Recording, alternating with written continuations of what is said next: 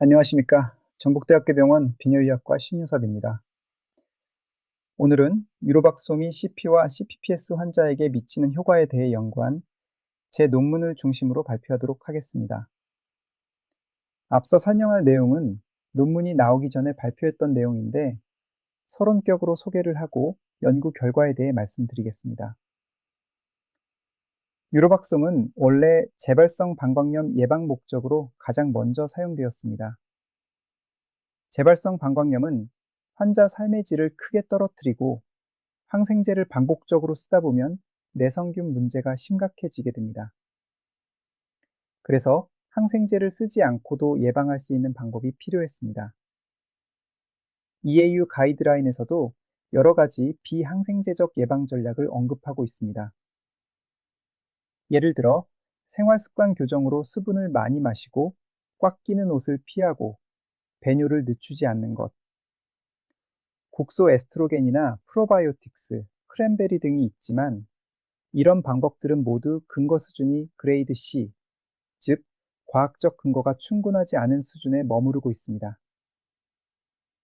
반면 유로박솜은 18종의 이콜라이 추출물을 이용해 면역계를 자극하여 요로 점막에서의 방어 능력을 강화합니다. 임상 연구 결과 실제로 요로 감염 재발 횟수와 중증도를 줄이는 효과가 입증되었고 근거 수준도 그레이드 B에서 점차 A로 올라오고 있는 상황입니다. 다시 말해서 유로박솜은 항생제를 대체하거나 보완할 수 있는 가장 근거 있는 비항생제적 예방 전략으로 자리 잡고 있습니다. 이러한 이유로 재발성 방광염 환자에게 널리 사용되고 있고 최근에는 이를 확장해 만성 전립선염, 만성 골반 통증후군 같은 만성 염증성 질환에도 적용해 보려는 연구가 이어지고 있습니다. 유로박솜은 장에서 흡수된 뒤 면역세포를 자극해 전신의 정막 면역을 강화합니다. 그 결과 요로 점막에서 분비형 IgA 항체가 만들어져 재발성 요로 감염을 막는 방어벽 역할을 하게 됩니다.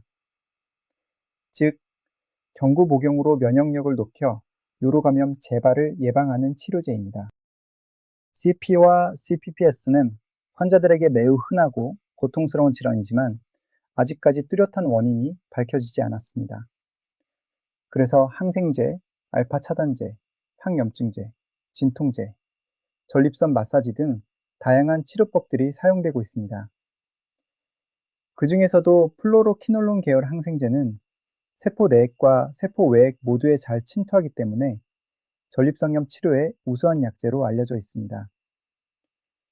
대표적인 약제인 시프로플록사신은 실제 임상에서도 전립선염의 원인균에 대해 항균 작용을 하며 널리 사용되어 왔습니다.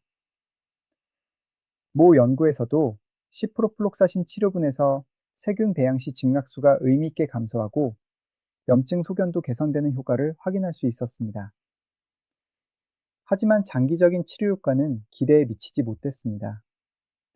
전체 치료 효과는 약 60% 정도에 그쳤고 니컬 등의 보고에 따르면 이는 전립선 내 환경적 특성과 석회화가 세균을 항생제로부터 보호하기 때문일 가능성이 제기되었습니다. 즉, 항생제는 단기적으로 효과가 있지만 장기적인 관점에서는 한계가 뚜렷하다는 점이 확인된 것입니다. 이러한 배경에서 새로운 치료 옵션의 필요성이 제기되었고 그 대안으로 주목받은 것이 앞서 설명드린 유로박솜입니다. 유로박솜은 요로 감염 원인균의 약 90%를 차지하는 이콜라이의 추출물을 이용한 면역 치료제로 이미 재발성 방광염 환자에서 감염의 빈도와 중증도를 줄이는 효과가 입증되었습니다. 따라서 항생제와는 다른 면역학적 기전을 가진 유로박솜이 만성 전립선염, 만성 골반 통증후군 같은 만성 염증성 질환에도 효과를 보이지 않을까라는 가설을 세우고 이를 검증하기 위한 임상 연구를 시작하게 되었습니다. 이건 실제 제가 진료하는 환자 케이스인데 전립선염으로 진단받은 환자분들에게 유로박솜을 처방한 기록입니다. 이분은 코로나 백신을 맞으시고 전립선염 증상이 있다고 하신 분인데 PSA도 실제로 상승하고 증상이 있어서 유로박솜을 드렸고 PSA도 떨어지시고 증상도 호전된 분이십니다. 이번 연구는 국내 9개 대학병원이 함께한 다기관 연구였습니다. 총 32명의 만 19세 이상 성인 남성을 대상으로 했고요. 모두 NIH 기준 카테고리 3에 해당하는 만성 전립선염, 만성 골반 통증 증후군 환자였고 최소 3개월 이상 증상이 지속된 분들만 포함했습니다. 대상자들은 하루 한 번 60mg 유로박솜을 12주 동안 복용했습니다. 저희가 본 주요 평가 변수는 두 가지였습니다. 첫 번째는 NII CPSI 점수 변화로 환자들의 불편감이 얼마나 개선되는지를 보는 거였고요. 두 번째는 IPSS 총점 변화로 하부 요로 증상이 얼마나 좋아지는지를 확인했습니다. 연구의 1차 목적은 NIH CPSI 점수 변화를 통한 불편감 감소 효과였고 2차 목적은 IPSS 개선 효과를 검증하는 거였습니다. 먼저 NII CPSI 점수를 보면 치료 전 평균이 24점 정도였는데 치료 후에는 13점으로 확 떨어졌습니다. 단순히 수치가 떨어진 게 아니라 통계적으로도 아주 유의했습니다. NIH CPSI 점수는 보통 3점에서 6점만 줄어도 임상적으로 의미 있다고 보는데 저희 연구에서는 11점 이상이 줄어들었으니까 상당히 의미 있는 개선이라고 할 수 있습니다. 두 번째로 IPSS 점수를 보겠습니다. 치료 전 평균이 12점이었는데 7점으로 감소했습니다. IPSS는 원래 BPH 환자에서 쓰던 배뇨 증상 점수인데 다른 하부요로 증상 평가에도 활용할 수 있습니다.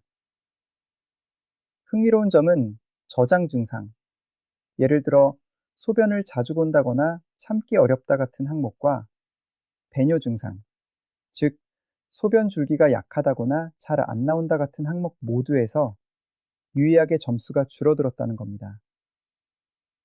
그래서 단순히 배뇨 불편감뿐 아니라 전반적인 하부요로 증상이 좋아졌다는 걸 확인할 수 있었습니다. 그럼 객관적인 지표는 어떨까요?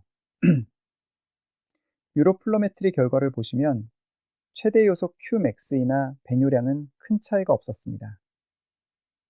그런데 배뇨 후 잔류량은 유의하게 줄었습니다. 이 말은 환자들이 방광을 조금 더 완전히 비울 수 있게 됐다는 거죠. 사실 CP-CPPS 환자들의 가장 큰 불편은 통증과 불편감이지 BPH처럼 뚜렷한 배뇨 역학적 문제는 아닙니다.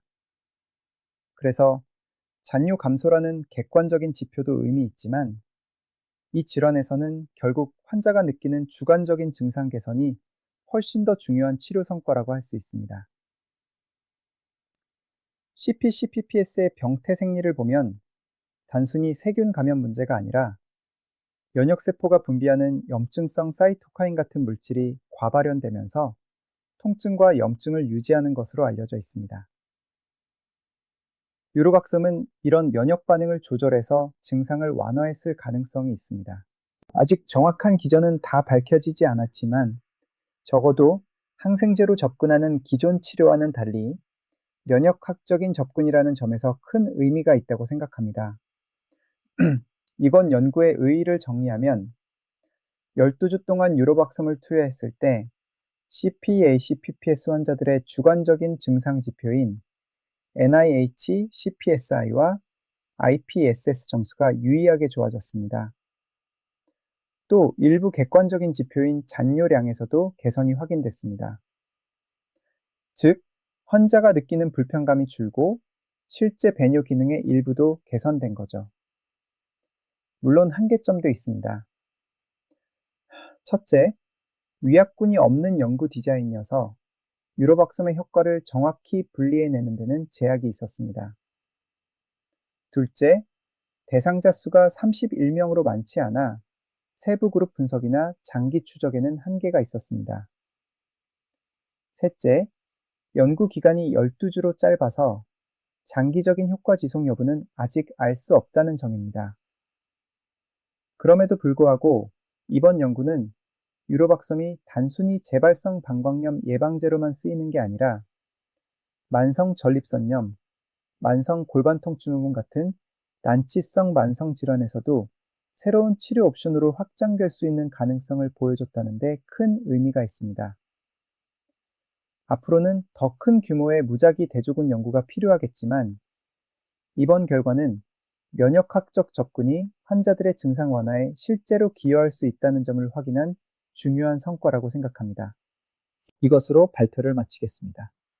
감사합니다.